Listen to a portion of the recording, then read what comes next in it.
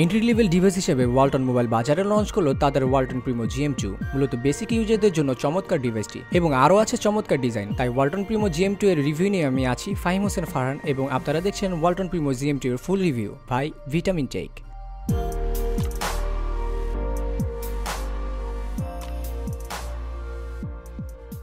Design wise এটি একদম simple এবং মিনিমালিস্টিক। ছোটখাটো প্লাস্টিক মেড ডিভাইসটিতে বেস্ট কমফোর্টেবল ফিল দেয় হাতে। এর ব্যাকবডিতে ব্রাশ টেক্সচার দেওয়া হয়েছে যা প্লাস্টিক দিয়ে তৈরি। সেটি মোটামুটি হেভি ছিল। সামনে 2.5D গ্লাস সহ ডিসপ্লে এবং টাচ ক্যাপাসিটি বাটন রয়েছে। উপরে 3.5mm ইয়ারফোন জ্যাক সহ চার্জিং পোর্ট এবং একপাশে ভলিউম রকার ও পাওয়ার বাটন থাকছে। দাম অনুযায়ী বিল কোয়ালিটি ভালোই ছিল। ডিজাইনটি দেখে মোটেও চিপ মনে হবে না এবং অনেস্টলি এর বিল কোয়ালিটি ভালোই লেগেছে আমার কাছে। রিমুভেবল ব্যাকপার্টের পিছনে পাবেন একটি ফিক্সড ব্যাটারি।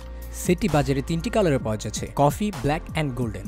ডিসপ্লে নিয়ে বলতে গেলে ডিসপ্লেটি আসলে অনেক সুন্দর ছিল। এর 5 ইঞ্চ HD ডিসপ্লেটির কালার খুব ন্যাচারাল এবং অ্যাকুরেট ছিল। কোনো কালার নেগেটিভিটি চোখে পড়েনি। 2.5D ডিসপ্লে হয় দেখতেও খুব ভালো লাগে, তবে কোনো ডিসপ্লে প্রোটেকশন ব্যবহার করা হয়নি, তাই কিনলে গ্লাস প্রোটেক্টর ব্যবহার করতে হবে। আর টাচ রেসপন্সও খুব ভালোই ছিল। ওভারঅল ডিসপ্লেটি আমার কাছে খুব ভালো লেগেছে।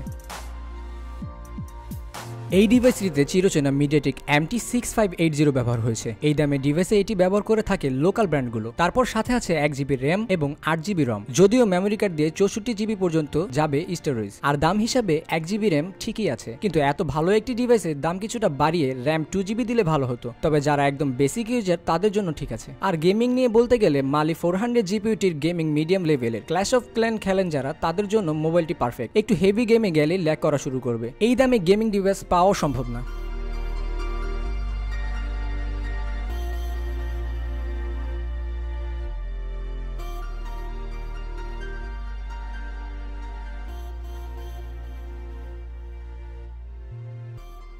এখন কথা বলবো ডিভাইসের ইউজার ইন্টারফেস নিয়ে। এটি অ্যান্ড্রয়েড 7.0 নৌগার্ড। অ্যাপল আইকনগুলো কাস্টমাইজ, তবে বাকি সব স্টকের কাছাকাছি আছে। এর ইউআইটি বেশ ফ্লুয়েন্ট ছিল। ইউআই ট্রানজিশনও কোনো ল্যাগিং ছিল না, তবে খুব অল্প পরিমাণে র্যাম ফ্রি পাবেন। তবে এটা তেমন কোনো প্রবলেম না। এছাড়া পরবর্তী কোনো আপডেট পাওয়ার জন্য রয়েছে OTA, আর ইউআইতে অল্পেপার চেঞ্জিং এর মতো সুবিধাও রয়েছে।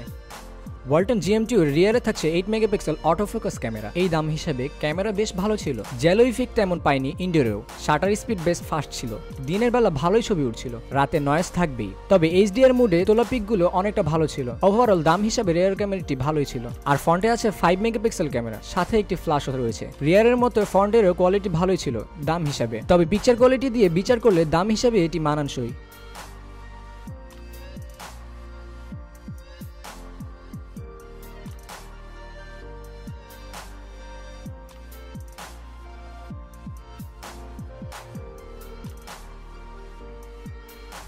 সবশেষে থাকছে এর মেন কি ফিচার, যা হলো 4000 mAh লিথিয়াম পলিমার ব্যাটারি। আরামসে 1.5 দিনের মতো চলতে পারবেন। স্ক্রিন অন টাইম পাচ্ছিলাম 7 ঘন্টার মতো।